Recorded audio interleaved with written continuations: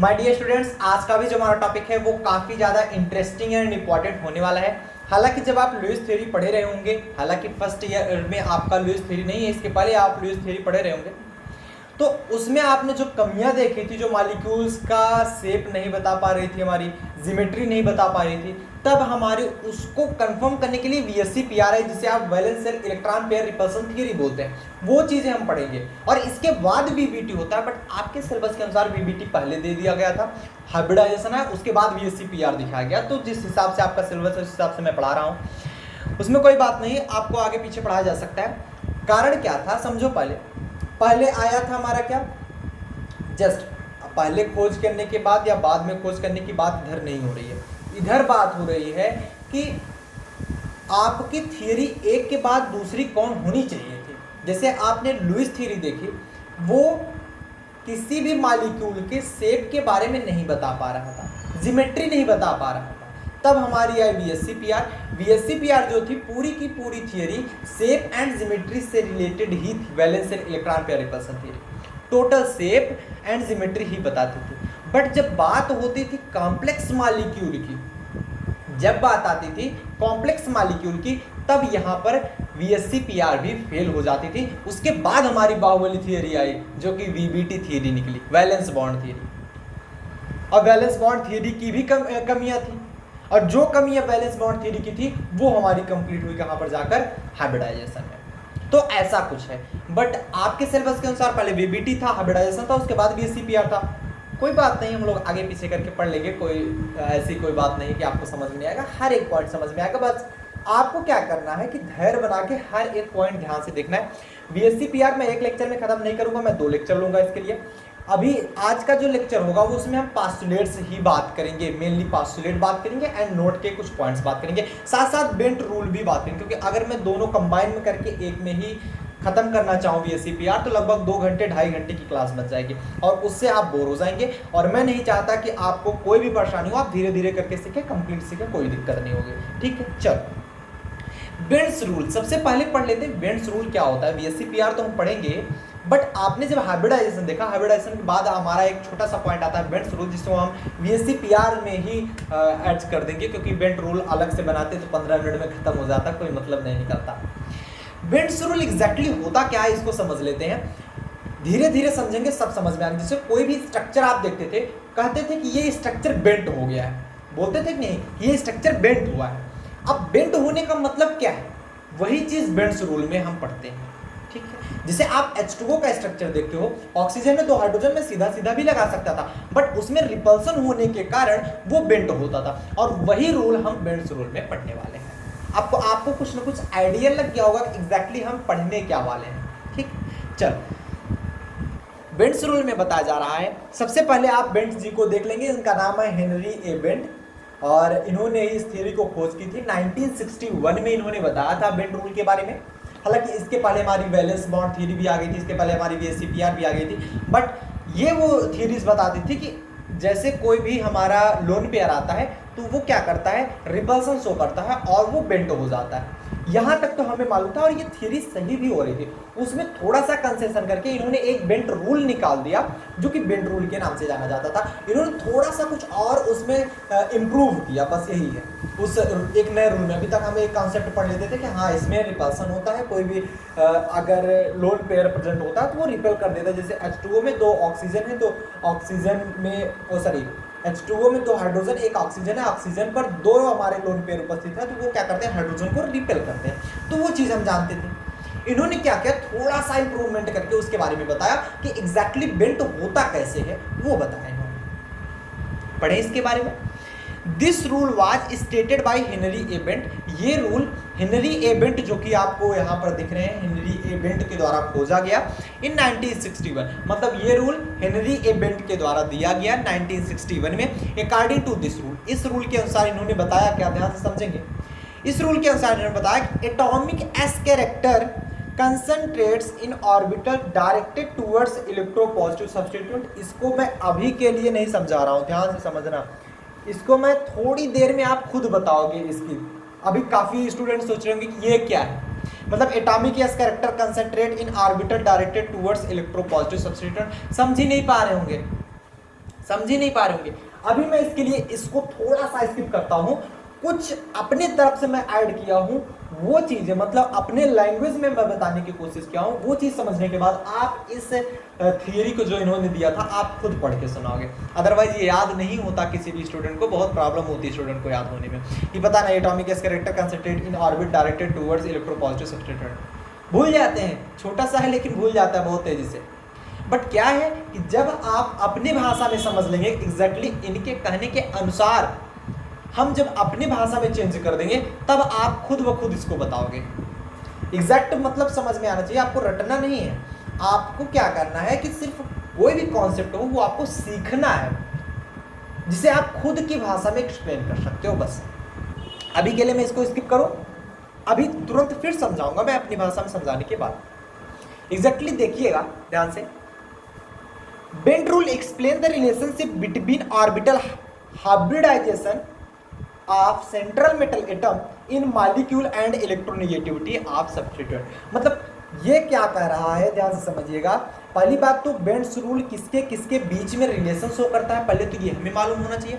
जो Bent's rule होता है ये रिलेशन शो करता है किसके बीच में, hybridization of central metal atom, किसी भी सेंट्रल मेटल एटम के hybridization and electronegative of substituent, electronegativity के बीच में, किसी भी सब्स्टिट्यूएंट के इलेक्ट्रोनेगेटिविटी के बीच में ये एक रिलेशन शो करता है। अब इतनी चीजें तो आपको कंफर्म याद हो गई होंगी कि जब भी बेंट रूल पूछा जाए, बेंट रूल किसके किसके बीच में रिलेशन दिखाता है, electronegativity of substituent and hybridization of central metal atom. कई स्टूडेंट सोच रहे होंगे हाइब्रिडाइजेशन में कभी कभी जेड आता है, कभी कभी एस आता है, दोनों लिखा जाता है। कई बुक जेड लिखती है, कई बुक एस लिखती है, दोनों सही है, ऐसा आप गलत किसी को नहीं बोल सकते, ठीक है।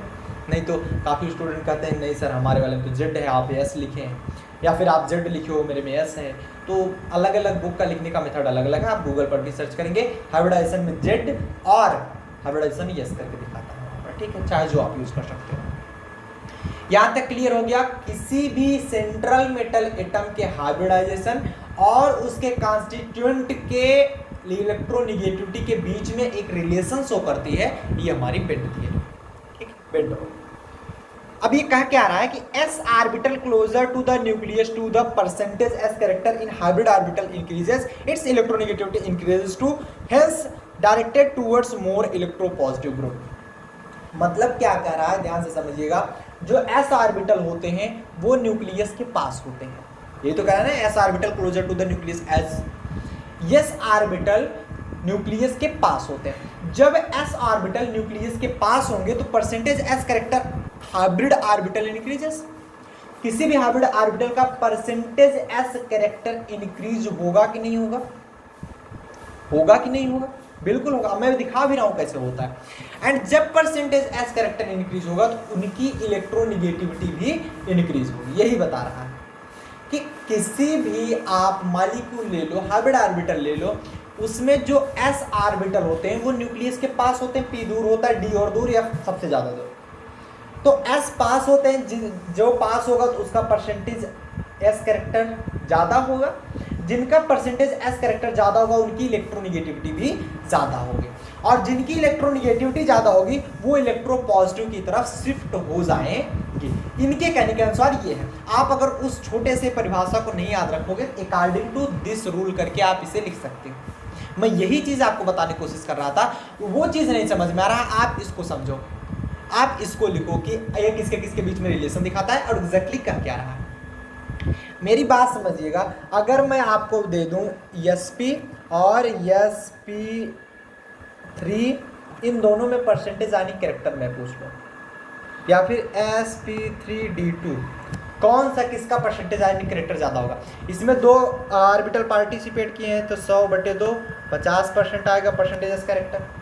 इसमें कितना है 3 1 4 तो 100/4, ये कितना आ जाएगा 25%। इसमें कितने हैं 100/3 2 5 1 6, छठा भाग इसका जाएगा तो कितना हो जाएगा कुल 40.4% ऑलमोस्ट। अरे भाई 100 में 6 का भाग दे दो, 6 1 बचा कितना 4, 36 4 16.6 गलत हो गया, 16.6%। ये कुछ दिखा रहा है। इट मीन्स दैट sp क्या है, छोटा ऑर्बिटल पास में होगा, sp3 बड़ा हुआ, sp3d2 और बड़ा हो गया, तो s ऑर्बिटल जो है वो न्यूक्लियस के पास होते हैं, इसलिए परसेंटेज आयनिक कैरेक्टर उनका ज्यादा होता है, परसेंटेज s कैरेक्टर। अगर परसेंटेज s कैरेक्टर ज्यादा होगा तो इलेक्ट्रोनेगेटिविटी ज्यादा होगी, इनके अनुसार, कहने के अनुसार, इस रूल के अनुसार। और जिसकी इलेक्ट्रोनेगेटिविटी ज्यादा होगी वो इलेक्ट्रोपॉजिटिव की तरफ शिफ्ट हो जाएंगे। इट मीन्स दैट, इसको पहले नोट डाउन करेंगे, मैं और समझाता हूं आपको। कर लिए? चले, अगर मैं आपसे यहां पर बात कर लूं, सपोज दैट आपको एक मैं एग्जांपल देता हूं, ठीक। एग्जांपल देने से पहले आप समझ लो ये कहा क्या रहा है। अगर परसेंटेज यस कैरेक्टर इंक्रीज होगा, आपकी इलेक्ट्रोनेगेटिविटी भी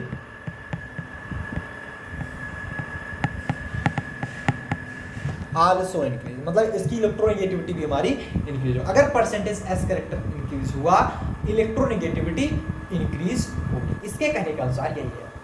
बात समझ गए कि अगर परसेंटेज एस कैरेक्टर इंक्रीज हुआ, इलेक्ट्रोनेगेटिविटी इंक्रीज होगी, इलेक्ट्रोनेगेटिविटी इंक्रीज होगी, तो यहां पर बताया जा रहा है hence directed towards more electropositive. अब मैं इसे एग्जांपल के तौर पे समझाता हूं। अब तो समझ में आ गया।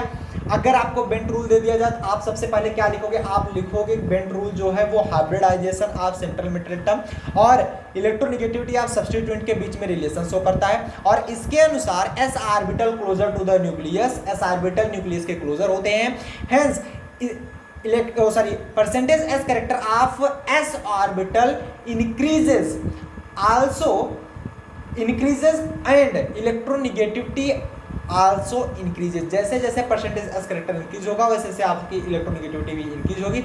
हेंस आप बोल सकते हो डायरेक्टेड टुवर्ड्स किसके, मोर इलेक्ट्रोपॉजिटिव एटम। यही आपको लिखना है, बस और कुछ नहीं लिखना। हटाएं इसको, हटाएं इसको। चलो टेक स्क्रीनशॉट, सुन स्क्रीनशॉट ले लेंगे सब लोग। बहुत अच्छा। एक एग्जांपल मैं आपको देना चाहूंगा, एक एग्जांपल PCl3F2। PCl3F2 ये कैसा शेप या फिर ज्योमेट्री शो करता है, आप बताइए। अब ज्योमेट्री और शेप अलग अलग होता है, बट आप बताइए इसका शेप कैसा होता है, बताओ सब लोग, बताओ। चलो, इसका शेप होता है, आप बोलोगे, यहां पर देख पा रहे हैं ये एक इक्वेटोरियल पोजीशन पर स्थित है, ट्राइगोनल बाइपिरामिडल, ट्राइगोनल बाइपिरामिडल। बात समझ रहे हो, ट्राइगोनल बाइपिरामिडल। तो इसका स्ट्रक्चर इस प्रकार क्यों हुआ, मैं ये पूछना चाहता हूँ। इसका स्ट्रक्चर इस प्रकार क्यों हुआ, मैं यही पूछना चाहता हूँ। जैसे मैं अगर यहाँ पर दिखा दूँ कि एग्जैक्टली कौन सा कहाँ पर है, स्थित है, तो ये आप दिखाएंगे। जैसे बीच में जो है ये P है, ये जो बीच में है ये हमारा P है। बहुत ध्यान से समझिएगा, हर एक पॉइंट समझ में आएगा। ये रहा आपका P। F जो है ये कुछ यहाँ पर मूव कर जाता है एक्सियल पोजीशन पर, एंड Cl जो है आपका यहाँ पर रह जाता है। अब मैं यही पूछना चाहता हूँ, Cl क्यों एक्सियल पोजीशन पर मूव नहीं किया, F क्यों मूव किया? ये एग्जैक्टली दिखाता है bent rule. Bent rule exactly यही नहीं कहता है कि जो आपका आयन आ गया, सॉरी लोन पेयर आ गया, वो बेंट कर दे रहा है, रिपल्सन कर रहा है। सिर्फ यही के लिए नहीं आया, ये तो हमारा पहले से ही मालूम था। एग्जैक्टली बेंट रूल ये भी बताता है कि क्यों फ्लोराइड जो है हमारा एक्सियल पोजीशन पर चला गया, क्लोराइड हमारा इक्वेटोरियल पोजीशन पर आया। क्लोराइड भी तो जा सकता था। ये सभी चीजें नहीं मिल पा रही थी हमें बेंट रूल के पहले। बेंट रूल जब आया तब जाकर ये चीजें हमारी खोज हो पाई। अब बेंट रूल क्या कहता है, यहां पर ध्यान समझिए। जिसका परसेंटेज आयनिक कैरेक्टर ज्यादा, समझो, जिसका परसेंटेज आयनिक कैरेक्टर ज्यादा उसकी इलेक्ट्रोनेगेटिविटी ज्यादा, पहली चीज मिल गई। अब मैं अगर पूछ लूं तो क्लोराइड का यहां पर परसेंटेज आयनिक कैरेक्टर ज्यादा है क्लोराइड का, कैसे जानोगे? सिंस फ्लोराइड साइज में छोटा होता है देन द क्लोराइड, जो जितना छोटा होगा उसका परसेंटेज आयनिक कैरेक्टर उतना ज्यादा होगा। मैंने अभी दिखाया sp sp3 sp3d2 करके दिखाया, आपको समझ में आ गया होगा।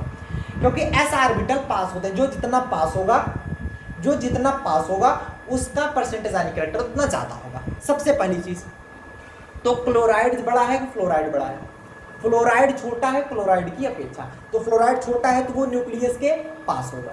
अब न्यूक्लियस के पास होगा, उसका जो ऑर्बिटल बना है sp, मतलब वो छोटा बनाएगा, इसका परसेंटेज s कैरेक्टर ज़्यादा होगा फ्लोराइड का।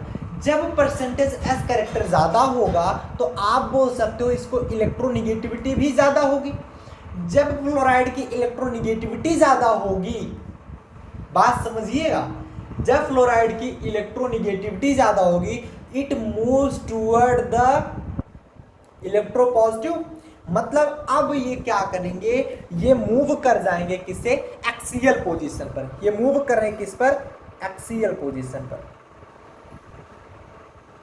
एक्सियल पोजीशन पर। बातें क्लियर हुई कि नहीं हुई, समझ में आ गया? मतलब आपने समझा, फिर से समझ लो। फ्लोराइड और क्लोराइड में मैं बात करूं बेंट रूल के अनुसार, तो फ्लोराइड की साइज छोटी है, जिसकी साइज छोटी होगी उसका परसेंटेज एस कैरेक्टर ज्यादा होगा, और जिसका परसेंटेज एस कैरेक्टर क्यों ज्यादा हुआ, क्योंकि साइज छोटी है, उसके जो आउटर मोस्ट के ऑर्बिट होंगे, आउटर मोस्ट के इलेक्ट्रॉन होंगे, वो पास होंगे न्यूक्लियस के, और परसेंटेज एस कैरेक्टर ज्यादा होगा। मैंने निकाल करके दिखा।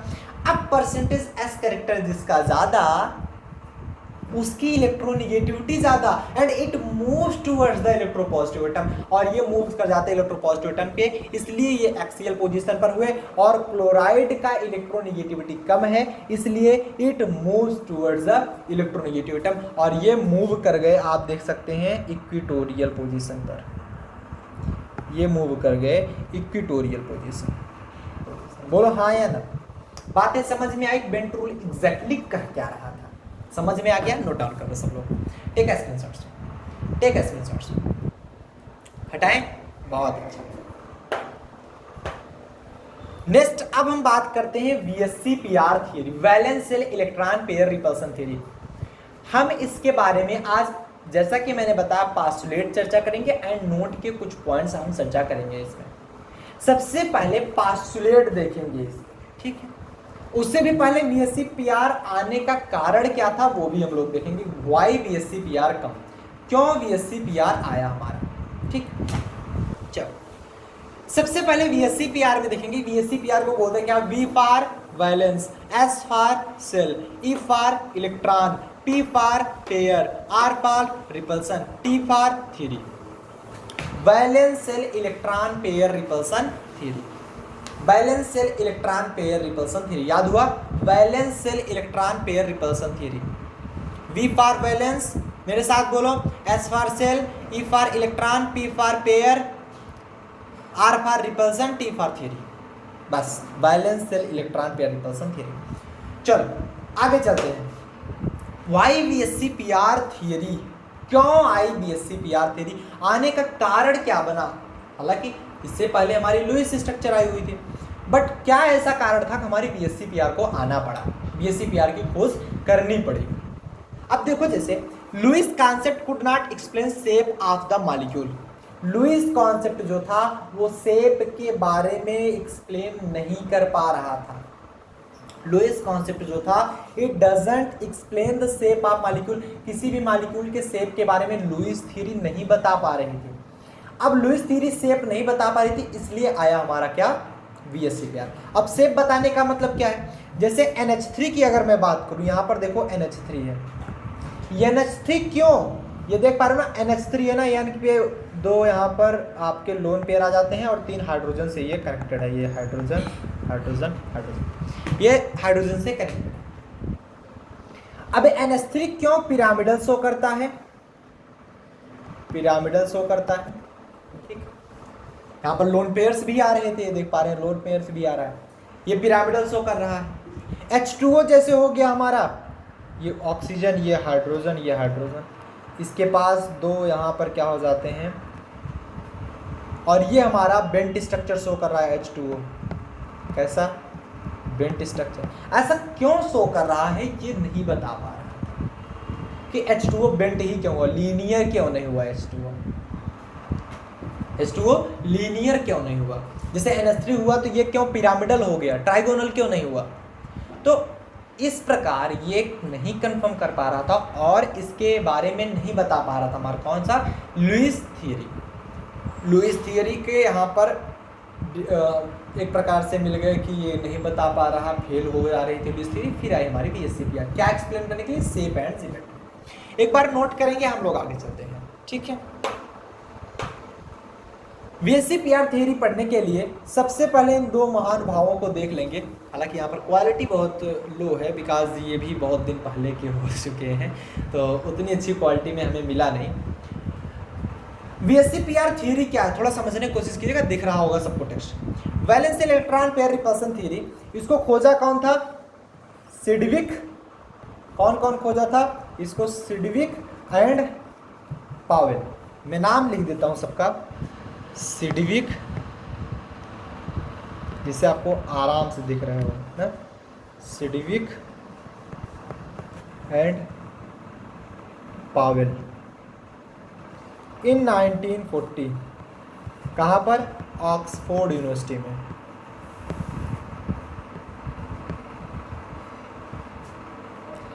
मतलब ऑक्सफोर्ड यूनिवर्सिटी में Sidgwick and Powell, Sidgwick and Powell 1940 में एक थ्योरी की खोज की थी, जिसे हम लोग बोलेंगे valence shell electron pair repulsion theory, VSEPR theory. VSEPR theory मतलब सिडविक एंड पावेल ने 1940 में ऑक्सफोर्ड यूनिवर्सिटी में खोज की थी एक थ्योरी, जिसको हम वेस्पर थ्योरी के नाम से जानते हैं। वेस्पर थ्योरी के नाम से जानते हैं। बातें समझ में आई? भूलोगे तो नहीं?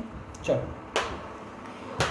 अब आगे हम चर्चा करें valence shell electron pair repulsion theory कहती क्या है, थोड़ा जल्दी में समझेंगे कि VSCPR theory is a model used to predict 3D molecular geometry based on the number of valence shell electron bond pair among the atom in a molecule और ion. This model assumes that electron pair will arrange themselves to minimize repulsion effect from one another। ये theory basically ली क्या थी, बात समझेंगे। ये 3D molecular geometry पर based थी। पहली चीज, VSEPR theory 3D molecular geometry पर बेस्ड थी। दूसरी चीज, ये हमेशा मान के चलती थी कि कोई भी इलेक्ट्रॉन का जो द मॉडल अज्यूम्स, यहाँ पर देखिएगा बताया जा रहा है, the model assumes that electron pair will arrange themselves to minimize repulsion from one another. मतलब इलेक्ट्रॉन वहां पर शिफ्ट होंगे जहां पर रिपल्सन सबसे कम होगा। यही एक इसका मॉडल का अज्यूम किया था। ये अज्यूम मतलब अजम्पशन था इसका। ये क्या था अजम्पशन, समझिएगा। अजम्पशन ये सही हो जाता था ना। तो इन्होंने ये माना था, मतलब इस थियरी ने ये मानी थी कि कभी भी इलेक्ट्रॉन वहीं पर शिफ्ट होगा जहां पर मिनिमम रिपल्सन आएगा। हालांकि वो पास्टुलेट में हम कवर करेंगे, बट हमने थोड़ा सा पहले बताने की कोशिश की कि 3D मॉलिक्यूलर ज्योमेट्री पर ये बेस्ड थी। तो दूसरी चीज, इलेक्ट्रॉन वहां पर शिफ्ट होगा जहां पर मिनिमम रिपल्सन मिलेगा। आइए मैं इसको दिखाता हूं बारी बारी से। पास्टुलेट्स में चर्चा करेंगे। पास्टुलेट इसका बता जा रहा है कि shape of molecule depend on, first postulate है, shape of molecule depend on total valence electron around the central metal atom. मतलब किसी भी मॉलिक्यूल का जो शेप होता है वो डिपेंड करता है टोटल वैलेंस इलेक्ट्रॉन पर, जो कि सेंट्रल मेटल एटम के चारों तरफ टोटल वैलेंस इलेक्ट्रॉन कितने हैं इस पर ये बेस्ड है। समझिएगा, जैसे कोई भी सेंट्रल, किसी भी मॉलिक्यूल में सेंट्रल मेटल एटम हो गया, उसके आउटर मोस्ट शेल में कितने इलेक्ट्रॉन हैं, शेप ये डिफाइन करेगा। मतलब किसी भी मॉलिक्यूल के सेंट्रल मेटल एटम में कितने आउटर मोस्ट शेल में इलेक्ट्रॉन्स हैं, कितने वैलेंस इलेक्ट्रॉन हैं, जिसे आप बोलते हो वैलेंस इलेक्ट्रॉन को ही आउटर मोस्ट शेल के इलेक्ट्रॉन होते हैं। ये डिफाइन करता है उसका शेप कैसा होगा। मतलब वैलेंस इलेक्ट्रॉन, किसी भी सेंट्रल मेटल एटम का वैलेंस इलेक्ट्रॉन ही डिफाइन करता है उसका शेप कैसा होगा। बिकॉज इलेक्ट्रॉन जैसे जिस हिसाब से रहेंगे उस हिसाब से वो शेप बनाता है। बातें समझ में आई कि किसी भी मॉलिक्यूल में, पहला इसका एजम्पशन है, पहला इसका पास्टुलेट है कि किसी भी मॉलिक्यूल में जो सेंट्रल मेटल एटम का वैलेंस इलेक्ट्रॉन होगा वो डिफाइन करेगा कि कैसा इसका शेप होना चाहिए, इसका शेप कैसा बन सकता है। ठीक है, हालांकि एक ही पास्टुलेट लगा के आप किसी का शेप डिफाइन नहीं कर सकते, बट सभी पास्टुलेट को मिलाकर हम शेप बनाना सीख जाएंगे। तो आपने क्या समझा, एक बार फिर से समझ लीजिएगा कि shape of molecule depends on total valence electron around the central metal atom. किसी भी मॉलिक्यूल के सेंट्रल मेटल एटम के आउटर मोस्ट शेल में कितने इलेक्ट्रॉन्स हैं, ये डिफाइन करता है कि इसका शेप कैसा होगा। बातें क्लियर हो रही है? और मैं एक बार आपको समझा देता हूं, जैसे मैं एग्जांपल लेता हूँ CH4 का। कार्बन के आउटर मोस्ट सेल में, जिसे आप वैलेंस इलेक्ट्रॉन बोलते हो, उसके आउटर मोस्ट सेल में कितने इलेक्ट्रॉन होंगे? 4, 1 2 3 और 4 हुए कि नहीं हुए? अब कार्बन के आउटर मोस्ट सेल में 4 इलेक्ट्रॉन हुए, तो इसको स्टेबल होने के लिए इसे ऑक्टेट स्ट्रक्चर में जाना पड़ेगा, 2,8,8 के स्ट्रक्चर में। तो ये अपने आउटर मोस्ट सेल को फिल करने के लिए, मतलब 4 इलेक्ट्रॉन है, 4 और लाने के लिए ये क्या करता है बताओ आप लोग? 4 और लाने के लिए क्या करता है? ये बॉन्ड बनाता है। एग्जैक्टली ये बॉन्ड बनाता है हाइड्रोजन से। जब ये बॉन्ड बना लेता है, देख पा रहे हैं ये बॉन्ड बना रहा है, ये बॉन्ड, ये बॉन्ड, ये बॉन्ड, ये बॉन्ड। आउटर मोस्ट सेल में 4 इलेक्ट्रॉन थे, 4 के चारों बॉन्ड बना लिया। इसका मतलब है इसमें सिर्फ बॉन्ड पेयर ही रिपल्सन होगा, बॉन्ड पेयर ही रिपल्सन होगा, इसलिए इसमें कोई लोन पेयर तो बचा नहीं। इसलिए मैं कह रहा था ना, सेंट्रल मेटल एटम के आउटर मोस्ट सेल के इलेक्ट्रॉन ही डिफाइन करते हैं, इसलिए इसका स्ट्रक्चर बताया गया कि टेट्राहेड्रल हो सकता है। अभी कंफर्म नहीं बताया जा रहा है स्ट्रक्चर, या फिर से कंफर्म नहीं बताया, क्योंकि पूरा जब हम पास्टुलेट अप्लाई करेंगे तब हम कंफर्म बता सकते हैं ये टेट्राहेड्रल होगा। ये चीज बताया गया, ये टेट्राहेड्रल होगा। ऐसे मैं NH3 की बात करूं, नाइट्रोजन पर अगर मैं देखूं, नाइट्रोजन पर जस्ट सेकेंड हमें दीजिए तो मैं इसको सुधार देता हूँ। ये नाइट्रोजन को हम हटा देंगे और इधर से हाइड्रोजन को भी हटा देंगे। यहाँ पर लिख देते हैं नाइट्रोजन, यहाँ पर हाइड्रोजन, यहाँ पर हाइड्रोजन, यहाँ पर हाइड्रोजन। ऐसे ये H2O का स्ट्रक्चर है, ऑक्सीजन, हाइड्रोजन, ये बन गया हमारा स्ट्रक्चर। ठीक है, चलो अब यहाँ पर बात समझिएगा आप ध्यान से बात समझिएगा। किसी भी नाइट्रोजन पर के आउटर मोस्ट सेल में कितने इलेक्ट्रॉन्स होते हैं? 5, मतलब 1 2 3 4 और 5। आउटर मोस्ट सेल में 5 इलेक्ट्रॉन होते हैं। अब 3 तो ये हाइड्रोजन से बच जाएंगे, क्योंकि हम बात कर रहे हैं किसकी? हम बात करें यहाँ पर NH3 की, हम बात करें यहाँ पर NH3 की। नाइट्रोजन है, 3 हाइड्रोजन से बचा हुआ है। अब इसके पास एक लोन पेयर बच जाता है ये। अब जो लोन पेयर बचा, लोन पेयर क्या करेगा? हम पहले से ही जानते हैं लोन पेयर बचा तो वो बेंट करेगा स्ट्रक्चर को, मतलब रिपल्सन करेगा, अपने पास नहीं आने देगा, इसलिए ये बना लेता है पिरामिडल से। मतलब शेप कैसा होगा? इसमें भागीदारी किसकी आ रही है? सेंट्रल मेटल एटम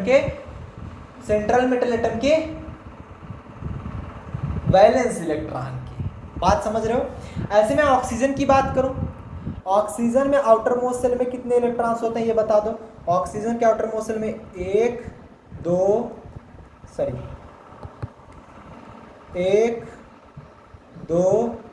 3 4, ये बच गए, 1 5 1 6। ऑक्सीजन के आउटर मोस्ट सेल में 6 इलेक्ट्रॉन होते हैं। बट हम बात किसकी कर रहे हैं? हम बात कर रहे हैं H2O की, हम बात कर रहे हैं H2O की। तो ये क्या है? सेंट्रल मेटल एटम हमारा ऑक्सीजन है, 2 हाइड्रोजन से बॉन्ड बना लिया। अब इसके पास कितने लोन पेयर बच गए? 2, ये 2 लोन पेयर।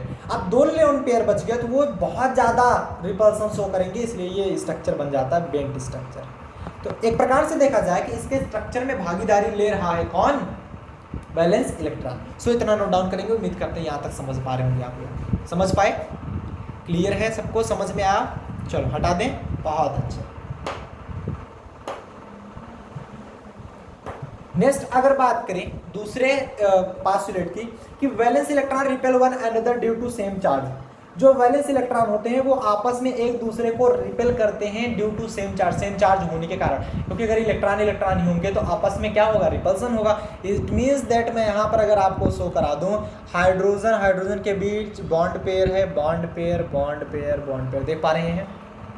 हालांकि बॉन्ड पेयर कार्बन हाइड्रोजन के बीच में है, ये समझिएगा, बट हाइड्रोजन और हाइड्रोजन आपस में रिपेल करेंगे बिकॉज इसमें एक इलेक्ट्रॉन, इसमें एक इलेक्ट्रॉन, इसमें एक इलेक्ट्रॉन, इसमें एक इलेक्ट्रॉन, तो एक दूसरे को क्या करेंगे? रिपेल करने की कोशिश करेंगे, क्योंकि तुम्हारे पास भी इलेक्ट्रॉन है, मेरे पास भी इलेक्ट्रॉन है, हम दोनों जुड़े हैं इस टेबल से। मान लो ये टेबल है, उससे मैं भी जुड़ा हुआ हूँ, तुम भी जुड़े हो। जैसे मैं टेबल पर बैठा हूँ, 2 बंदे हैं, मैं, मेरा दोस्त, जिससे झगड़ा हो गया दोनों का, हमारा और उसका झगड़ा हो गया, तो हम एक ही जगह पर बैठे हैं बिकॉज वो दोस्त हैं, तो है कि जैसे दोस्ती होगी कुछ एक ही नेचर मनुष्य, जैसे मैं अगर गुस्सा करने वाला हूँ तो वो भी अगर गुस्सा करने वाला होगा तभी बढ़िया दोस्ती चलती है। तो क्या करेगा, मेरे पास भी एक इलेक्ट्रॉन उसके पास भी एक इलेक्ट्रॉन, दूर दूर बैठेंगे क्योंकि पास आएंगे तो भी झगड़ा हुआ है, तो एक दूसरे क्या करेंगे, रिपेल करेंगे, तुम मेरे पास मत आना, वो कहेगा तुम मेरे पास मत आना, बेंच के एक सिरे पर वो बैठेगा एक सिरे पर हम बैठेंगे,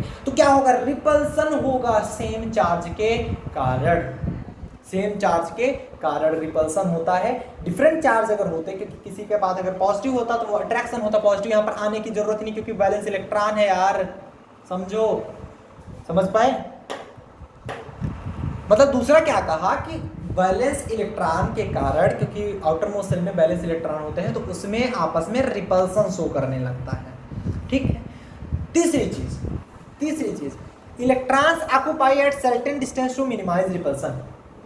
इलेक्ट्रॉन वहां पर उस निश्चित स्थान पर पाए जाएंगे जहां पर मिनिमम रिपल्सन होगा, इलेक्ट्रॉन उस निश्चित स्थान पर पाए जाएंगे जहां पर मिनिमम रिपल्सन होगा। इसका मतलब समझ पा रहे हो, मतलब किसी भी स्ट्रक्चर में इलेक्ट्रॉन वहां पर स्थित होंगे जहां पर वैलेंस इलेक्ट्रॉन, जहां पर मिनिमम रिपल्सन होगा। अब जैसे यहां पर मैंने क्या लिया था, यहां पर मैंने लिया था ये CH4 carbon hydrogen hydrogen hydrogen, यहां पर सभी एक दूसरे से बंधे हुए हैं और सब के सब, इसमें कोई लोन पेयर नहीं है सेंट्रल मेटल टर्म पर, इसलिए मिनिमम रिपल्सन कहाँ होगा, समान डिस्टेंस पर, इसलिए ये बनाते हैं 109 डिग्री 28 मिनट, लगभग 109 डिग्री का ये क्या बनाते हैं, एंगल बनाते हैं, और सभी के सभी 109 डिग्री पर है, उतने उतने दूरी पर, क्योंकि कोई अगर पास चला जाएगा तो रिपल्सन बढ़ जाएगा, मिनिमम रिपल्सन कहाँ होगा, सेम डिस्टेंस पर, ठीक।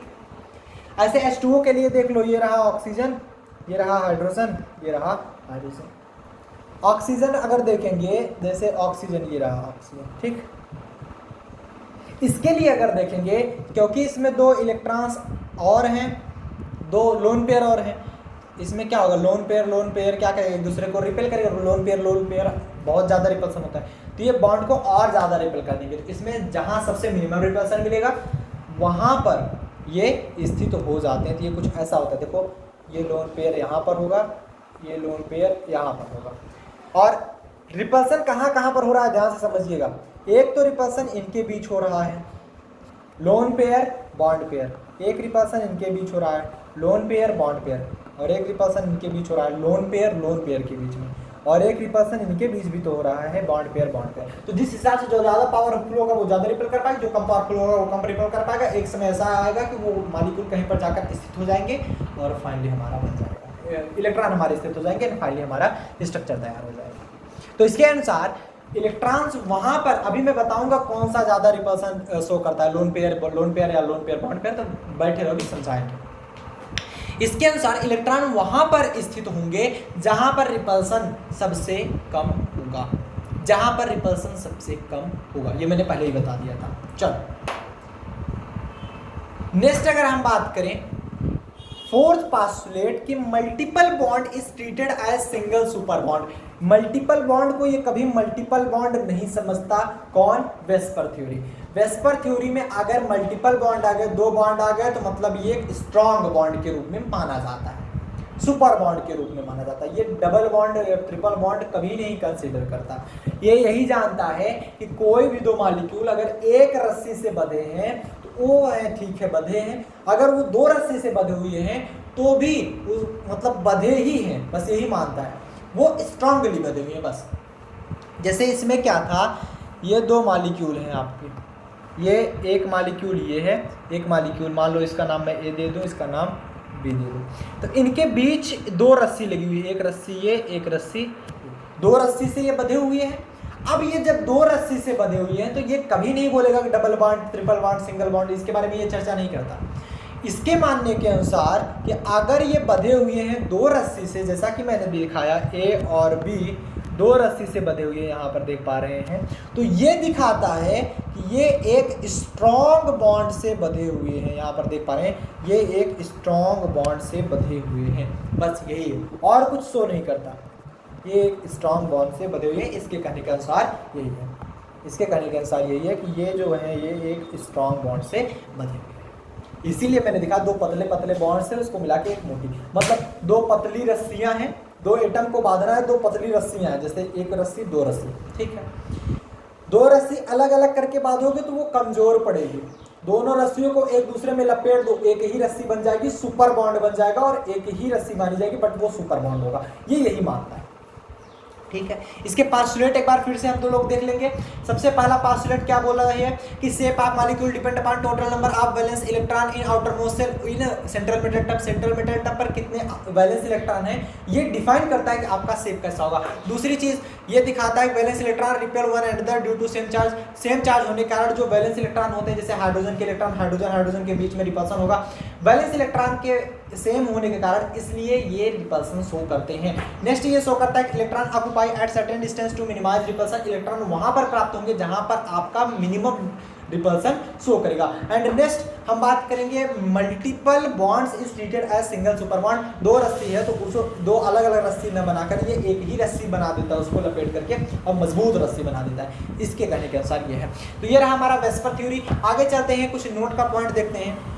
रिपल्सन आर्डर, रिपल्सन आर्डर क्या होगा ये हमको बताइएगा। Note point, repulsion order, repulsion order सबसे ज्यादा होता है लोन पेयर में, उससे कम होता है हमारा लोन पेयर बॉन्ड पेयर में, सबसे कम होता है हमारा बॉन्ड पेयर में। अब मैं यहाँ पर आपको एक पॉइंट्स दिखाना चाहूंगा, जैसे समझिएगा ये आपका लोन पेयर है, लोन पेयर यहाँ पर देखिएगा, मैं डबल इलेक्ट्रॉन्स रख देता हूँ जिससे आपको समझ में आ जाए एग्जैक्टली। एक दो इलेक्ट्रॉन, एक दो इलेक्ट्रॉन, तो ये क्या दिखा रहा है, लोन पेयर। लोन पेयर में रिपल्सन सबसे ज्यादा होता है, उससे कम लोन पेयर बॉन्ड, मतलब इसमें रिपल्सन सबसे ज्यादा होगा, इसके बीच में, इसके बीच में रिपल्सन सबसे ज्यादा होगा। ये सबसे ज्यादा रिपल्सन लोन पेयर के बीच में होता है। उसके बाद अगर हम बात करें, ये हमारा लोन पेयर रहा और ये हमारा बॉन्ड पेयर। इसके बाद इसमें रिपल्सन सबसे ज़्यादा होगा, मतलब उसके बाद सेकेंड नंबर पर लोन पेयर और बॉन्ड पेयर में, क्योंकि ये बॉन्ड पेयर है वो लोन पेयर है। नेक्स्ट सबसे कम होगा हमारा बॉन्ड पेयर में, इसके बीच में, मतलब लोन पेयर में रिपल्सन सबसे ज़्यादा, उससे कम lone pair bond pair, and सबसे कम बॉन्ड पेयर। ठीक है, ठीक। इसको याद करने का मैं ट्रिक बता दूं, एक बार इसको नोट कर लो, मैं याद करने का ट्रिक बता देता हूं, आपको कभी नहीं भूलेगा। वैसे भी कभी किसी को नहीं भूलता, बट आप लोग को अगर कभी भूल जाए तो ये ट्रिक के बाद आप कभी नहीं भूलोगे। It means that lone pair में सबसे ज्यादा रिपल्सन होता है, क्योंकि उसमें इलेक्ट्रॉन्स डबल इलेक्ट्रॉन से वो ज्यादा रिपेल करेंगे। लोन पेयर बॉन्ड पेयर में कम रिपल्सन हो जाता है, बॉन्ड पेयर में सबसे कम हो जाता है। इसके लिए कुछ याद करने की अलग से आपको जरूरत नहीं है, बट मैं एक छोटा सा ट्रिक बता देता हूँ। जैसे मान लो, समझ लो दो बंदे हैं, मार्केट जाओ देखो, दो बंदे हैं सपोज दैट, दोनों बंदे, सबसे ज्यादा ध्यान दीजिएगा, दोनों बंदे मान लो उनके पास कोई जिम्मेदारी नहीं है, अभी वो यंग अवस्था में 20 से 25 साल, ठीक, उनके पास कोई जिम्मेदारी नहीं, अभी वो खुले हुए हैं, ठीक, ना तो उनकी शादी हुई है ना कुछ, वो लोन पेयर है, आवारा घूम रहे बेचारे, ठीक।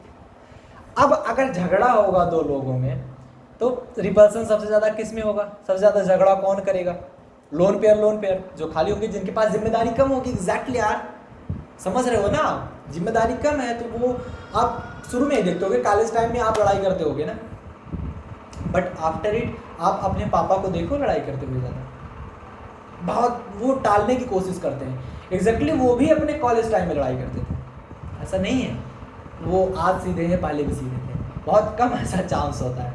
कॉलेज टाइम में वो भी लड़ाई करते रहेंगे।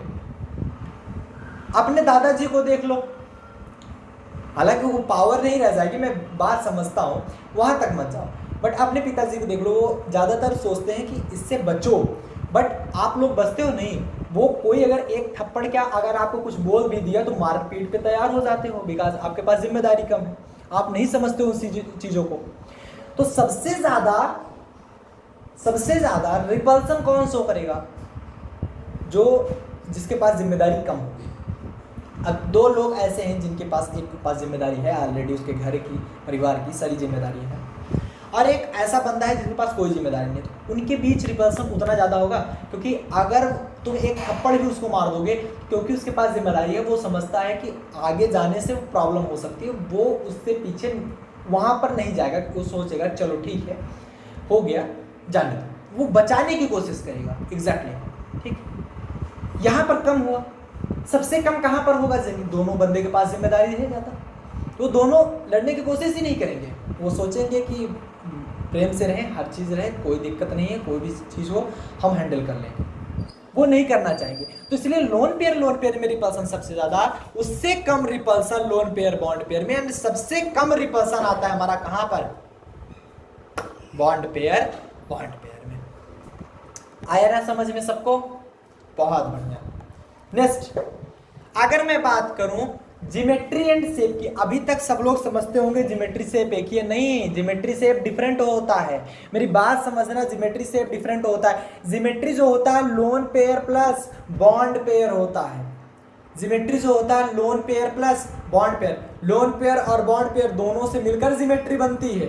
आप ज्योमेट्री देखोगे तो वो लोन पेयर बॉन्ड पेयर दोनों के कारण बनती है, कितने लोन पेयर हैं कितने बॉन्ड पेयर हैं वो दोनों देखता है, ठीक है। बट शेप क्या करता है, सिर्फ बॉन्ड पेयर देखता है। शेप क्या करता है, सिर्फ बॉन्ड पेयर, उसको सिर्फ बॉन्ड पेयर से मतलब है।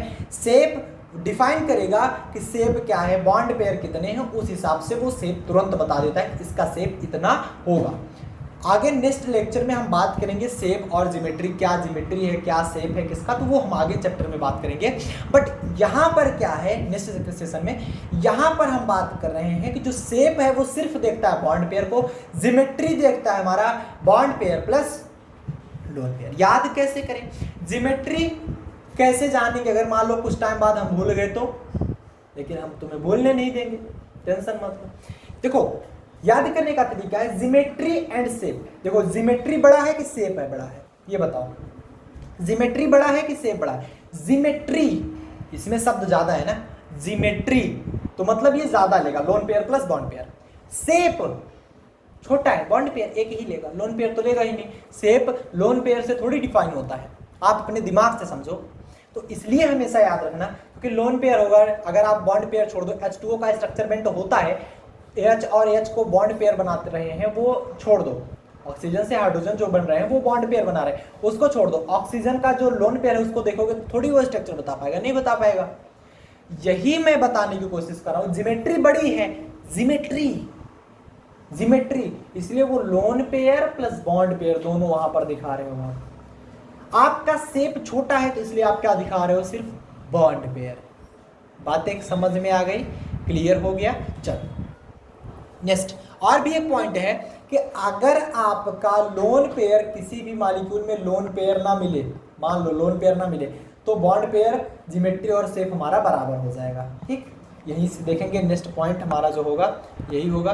नेक्स्ट पॉइंट क्या कह रहा है कि when molecule doesn't have lone pair, अगर किसी भी मॉलिक्यूल के पास लोन पेयर नहीं है, डजंट हैव लोन पेयर, तब उसका शेप इक्वल टू ज्योमेट्री होगा। जैसे कि मैंने दिखाया, अगर lone pair plus bond pair होता है ज्योमेट्री, लोन पेयर है ही नहीं तो बॉन्ड पेयर हमारा ज्योमेट्री भी होगा, बॉन्ड पेयर हमारा शेप भी होगा। तो हम बता सकते हैं अगर किसी मॉलिक्यूल के पास लोन पेयर नहीं है तब उसका शेप और ज्योमेट्री इक्वल होगा। फॉर एग्जाम्पल के लिए मैं CH4 लेना चाहूंगा, यहाँ पर मैं रखता हूँ कार्बन, यहाँ पर हाइड्रोजन, यहाँ पर हाइड्रोजन, यहाँ पर हाइड्रोजन एंड यहाँ पर हाइड्रोजन। CH4 का स्ट्रक्चर देखो, यहाँ पर कोई लोन पेयर है सेंट्रल मेटल एटम पर, नहीं है।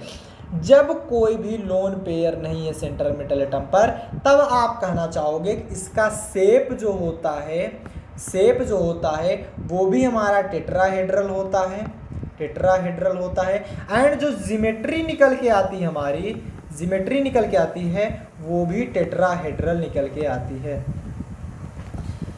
Is this point clear? सबको ये पॉइंट क्लियर हो रहा है? Is this point clear? बताओ सब लोग, समझ में आया? अगर किसी भी शेप का, किसी भी मॉलिक्यूल का आप लोन पेयर नहीं है तो उसका शेप और ज्योमेट्री बराबर होगा, अगर लोन पेयर आ जाता है तो ज्योमेट्री और शेप डिफरेंट होगा, ठीक है। नोट करो इसको, मैं आगे चलता हूँ। टेक ए स्क्रीनशॉट सुन, टेक ए स्क्रीनशॉट सुन। आगे हम बात करेंगे, आज के लिए बस इतना ही। नेक्स्ट में हम बात करेंगे इसको कैसे अप्लाई करते हैं, हम वेस्पर थ्योरी अप्लाई कैसे करेंगे, कैसे हम किसी भी टाइप के मॉलिक्यूल्स का शेप एंड ज्योमेट्री फाइंड करेंगे। आपका AB2 टाइप होगा, AB3 टाइप होगा, AB3C2 टाइप होगा, जो भी जितने भी टाइप के आपके शेप एंड ज्योमेट्री आपको मिल सकते हैं उस प्रकार से हम बात करेंगे वेस्पर थ्योरी में। लेकिन आज के सेशन को कंप्लीट करने से पहले हम आपको बताना चाहेंगे सभी स्टूडेंट को PDF notebook, PDF and hand written note सारी चीज़ें अवेलेबल होनी चाहिए। इसलिए आपको मैं अवेलेबल कराने के लिए ऐप बनाया गया है आपके लिए, टीच स्ट्रीम का ऐप। टीच स्ट्रीम का ऐप अभी डाउनलोड कर लीजिए। वहाँ पर आपको book notes and PDF notes जो कि आपका हैंड रिटन नोट्स है वो सारी चीज़ें मिल जाएंगी। फ्री स्टडी मटेरियल में चले जाइएगा, आपको मिल जाएंगे। साथ साथ वहाँ पर जब आप ऐप डाउनलोड करेंगे ना तो वहाँ पर 3 डॉट आएगा, वहाँ पर क्लिक करके आप जा सकते हैं फ्री स्टडी मटेरियल पर।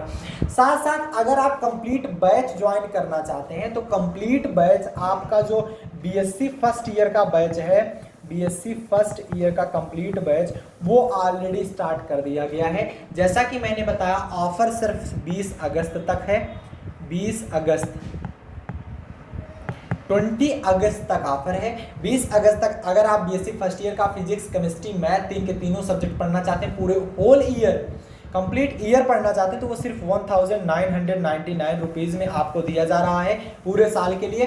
20 के बाद अगर आप 21 को लेंगे तो आपका ये प्राइस 3999 हो जाएगा, जो कि निग्लिजिबल है। मेरे तरफ से एक गिफ्ट था थोड़ा सा आपके लिए, जो कि 10 अगस्त से 20 अगस्त के बीच चलाया गया था। ओवरऑल हम यहीं तक बात करेंगे आज के लिए। कल के लेक्चर में बात करते हैं हम इसको कैसे अप्लाई करेंगे एंड कैसे हम ज्योमेट्री एंड शेप निकालेंगे। सो गाइस मिलते हैं नेक्स्ट लेक्चर साथ। टिल देन आप लोग बड़ी इंस्पायर करें। All the very best.